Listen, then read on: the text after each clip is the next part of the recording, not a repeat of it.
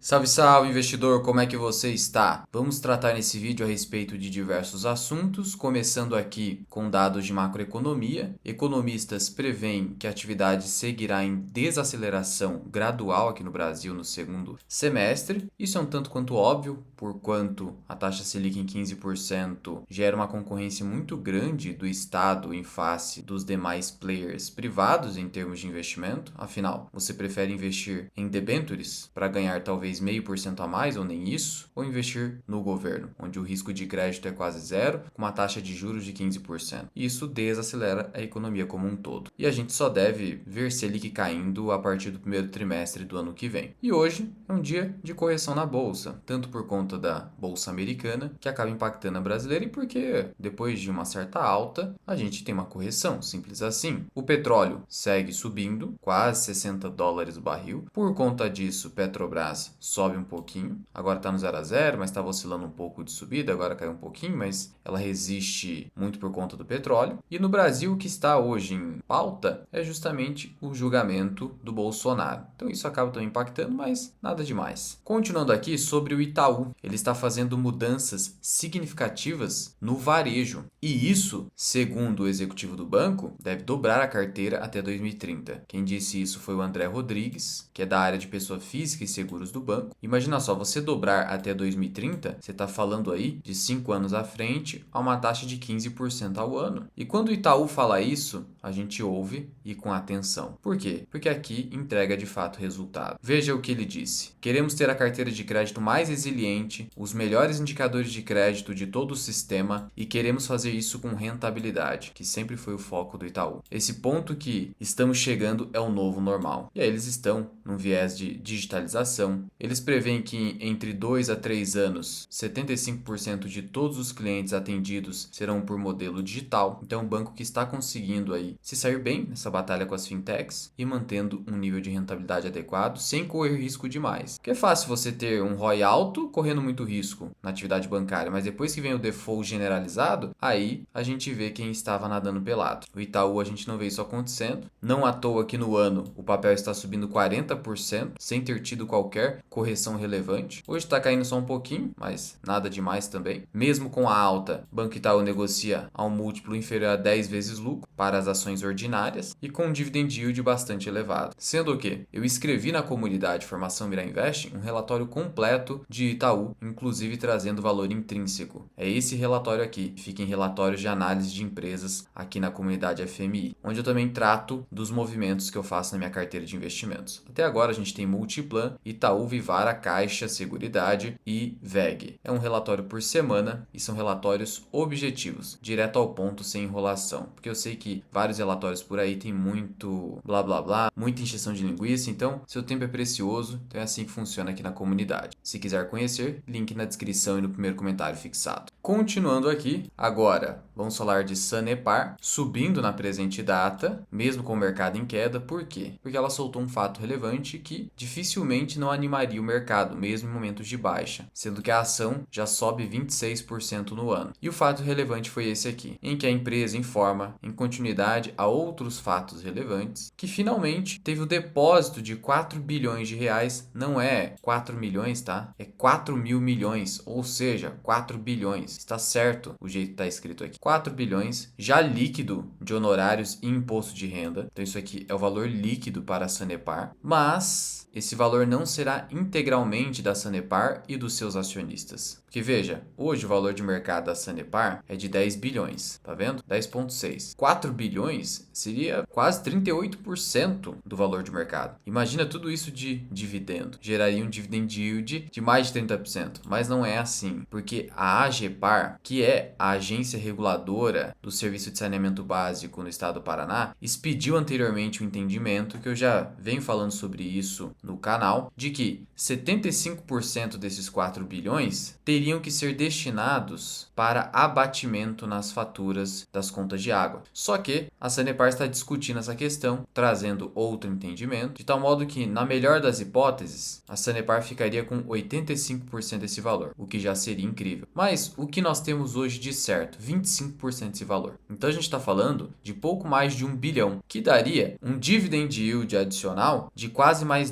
10%, agora 9% com essa alta. Então você vai ter um dividend yield não recorrente aqui. Então cuidado ao olhar DY de 14, 15, se e somente se a Sanepar distribuir integralmente esse recurso, que ainda não necessariamente já está na conta da Sanepar, foi depositado em juízo, por exemplo. De todo modo, é coisa rápida. Já é dinheiro da Sanepar, está sob a sua disponibilidade, e aí ela vai decidir, após a definição pela AGEPAR, o que fazer com esse dinheiro. Provavelmente, mesmo que ela consiga reverter parcialmente o entendimento da AGEPAR, ela não vai distribuir 100% de yield. Ela vai pegar essa grana, esse não recorrente, e uma parte vai para investimentos, com certeza, e outra parte vai para dividendos. Ainda assim, eu vejo pelo menos mais 5% de yield aqui. Então, se ela pega 1 bilhão, que é os 25%, distribui 500 milhões, você já ganha mais uns 5%, 4,5%, 5%. Já seria um dividend yield extraordinário bem bacana. Então, o fato da ação estar subindo hoje 2 a 3% já é considerando uma possibilidade de algum pagamento adicional. Então cuidado com a euforia. Claro, a ação passou de 7, chegou a 7 e alguma coisa aqui, mas eu particularmente não estou comprando no momento. Já é a maior posição da minha carteira. Trouxe até em um vídeo público aqui no canal. E agora o dinheiro está no bolso da Sanepar. O pessoal falava,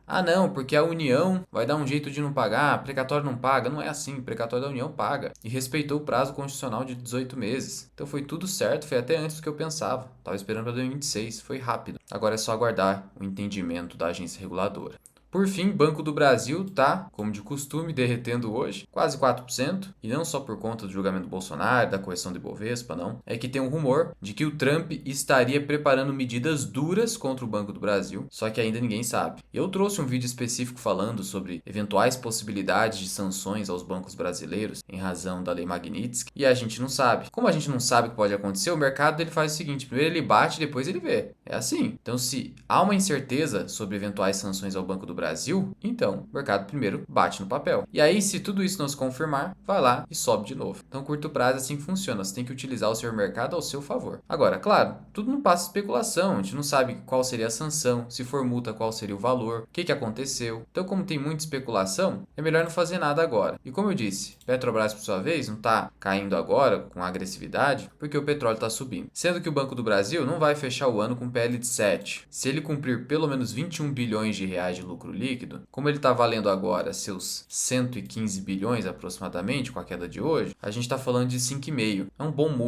múltiplo. Mas não espere a ausência de volatilidade enquanto toda essa loucura da Lei Magnitsky, assim como a inadimplência forte no agronegócio, que ainda é estrutural, enquanto tudo isso não passar. Mas a queda de hoje é especulativa. Nada aconteceu ainda. Só que, como eu disse, o mercado vive de expectativa. Mesmo que a expectativa seja furada, o mercado já se posiciona nesse sentido. Então haja com calma, cuidado aí para não fazer cagada. Sendo que, de novo, te convido a conhecer a comunidade Formação Mirai Investing, onde nós temos relatórios de análise de empresas, das melhores empresas da bolsa, com objetividade, sem enrolação. Tem o nosso treinamento Formação Mirai Investing, e aqui na comunidade eu prezo pela máxima transparência. Então todos os movimentos que eu faço, os meus pensamentos, constam das minhas publicações em vídeo ou postagens escritas. E ainda você vai contar com o meu treinamento Formação Mirai Investing e com todos os vídeos que eu disponibilizo para os membros lá do YouTube. Se não te interessar todo esse material, torne-se membro do YouTube que você vai ter acesso aos vídeos exclusivos. Sendo que eu dou prioridade máxima às sugestões de vídeos que os membros trazem. Eu venho numa sequência aí de vídeos só de temas que os membros sugerem. Qualquer dúvida ou sugestão, deixe aqui embaixo. Fui!